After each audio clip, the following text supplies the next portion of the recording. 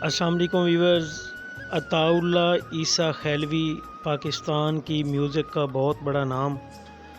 آج کی ویڈیو میں ہم عطاءاللہ عیسیٰ خیلوی کے بارے میں بات کریں گے اور ان کی پیدائش سے لے کر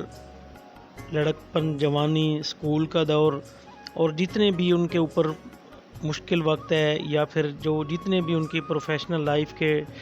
اتار چڑھاؤ ہیں وہ آپ لوگوں کے ساتھ شیئر کریں گے۔ آپ لوگوں سے گزارش ہے کہ ہمارے ساتھ رہیے گا،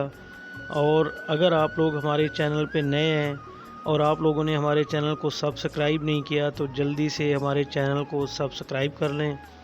اور ساتھ میں بیل آئیکن کو ضرور پریس کر دیں تاکہ نئی آنے والی ویڈیوز آپ تک بر وقت پہنچ سکیں۔ شکریہ جی ویورز، تو اب چلتے ہیں جی آج کی ویڈیو کی طرف۔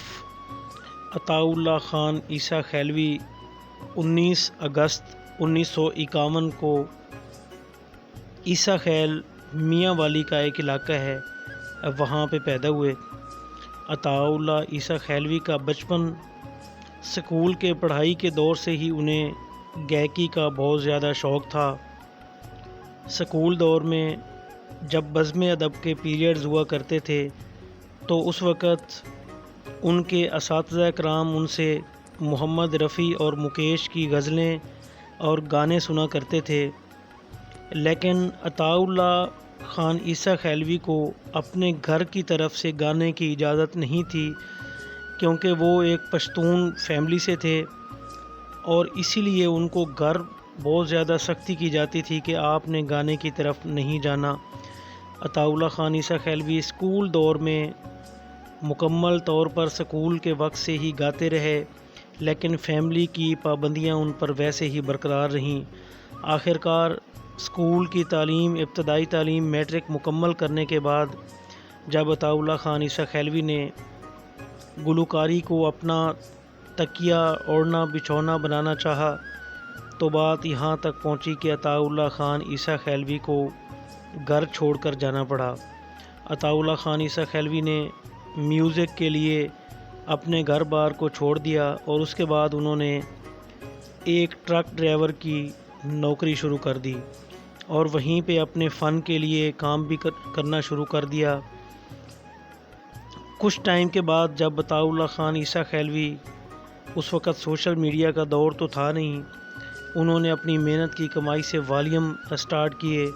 اور پھر کچھ ٹائم دیکھتے ہی دیکھتے عطاءاللہ عیسیٰ خیلوی پاکستان کا ایک ایسا نام بن کے ابھرا کہ جس کی دھوم پورے پاکستان میں مچی۔ اس کے بعد والدین نے سوچا کہ شاید ہم نے یہ غلط پابندی لگائی تھی۔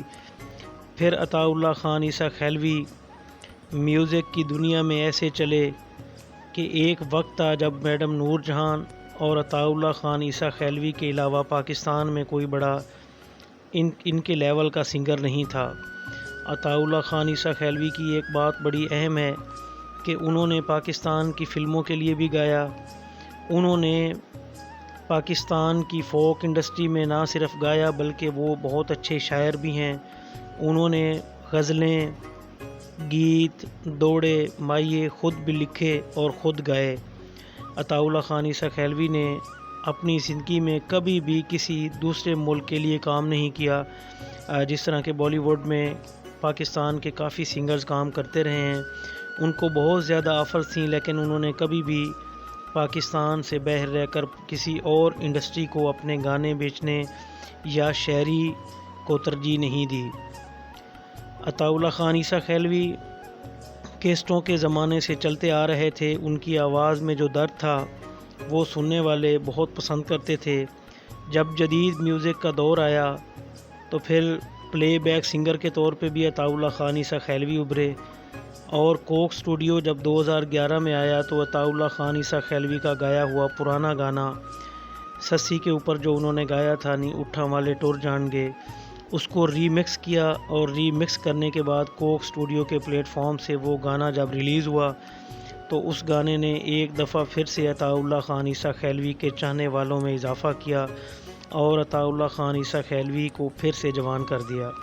اس کے بعد کوک اسٹوڈیو کے 2-3 مزید سیزنوں میں انہوں نے کام کیا، بہت سارے انہوں نے کوک اسٹوڈیو کے لیے بھی گانے گائے، اور یہی وجہ ہے کہ آج تک ان کی عمر، اب ظاہری بات ہے 1951 سے لے کر آپ لوگ سوچ لیجئے کہ 75 سال کی عمر کے باوجود وہ آج بھی گاتے ہیں، ان کے پروگرامز ہوتے ہیں، اور پاکستان کے جتنے بھی سنگرز، جتنے بھی اداکار ہیں، بلکہ اگر آپ بالی ووڈ کی بات کی جائے تو وہاں بھی عطاء اللہ خان عیسیٰ خیلوی کو بہت زیادہ پسند کیا جاتا ہے۔ عطاء اللہ خان عیسیٰ خیلوی کے 3 بچے، جن میں سے 2 بیٹے اور ایک بیٹی تھی۔ عطاء اللہ خان عیسیٰ خیلوی نے اپنے بیٹے سامل کو بھی ایکٹنگ اور سنگنگ میں لانے کا سوچا۔ سامل نے 2-3 دفعہ اپنے والد کے ساتھ مل کے کام بھی کیا اور کچھ ان کے گانے آج وائرل بھی ہیں۔ پاکستان کے لیجنڈ اداکار عطاء اللہ خان عیسیٰ خیلوی کے بارے میں مختصر سی معلومات جو میں نے آپ لوگوں کے ساتھ شیئر کی۔ مزید اس طرح کی ویڈیوز اور معلومات کے لیے ہمارے چینل کے ساتھ جڑے رہیے،